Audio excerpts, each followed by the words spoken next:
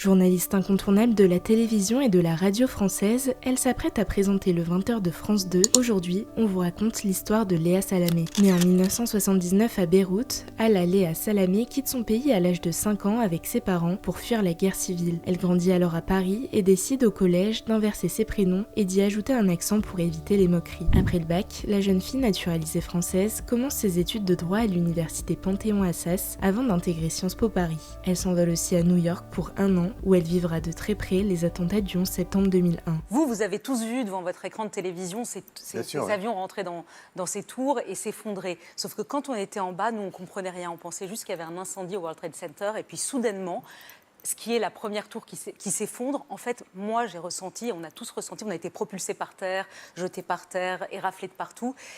Et moi, à ce moment-là, je pense qu'on nous tire dessus. Léa Salamé fait ses premiers pas dans le monde du journalisme en stage sur la chaîne parlementaire, aux côtés de Jean-Pierre Elkabbach, avec qui elle anime l'émission Parole du Monde. Elle fait ensuite ses armes sur France 24, une chaîne qui venait à peine de voir le jour, en présentant les informations du soir. En 2010, la journaliste rejoint iTélé et y animera plusieurs émissions, dont Élysée 2012 en vue de l'élection présidentielle. Son appétence pour la politique lui permet de présenter d'autres programmes, comme Dialogue citoyen sur France 2. La journaliste a d'ailleurs suscité beaucoup de réactions lors d'une interview de François Hollande sur les migrants. Avec Mme Merkel, nous avons une position identique. Sur les migrants ? Oui, identique. C'est une plaisanterie ? Non ?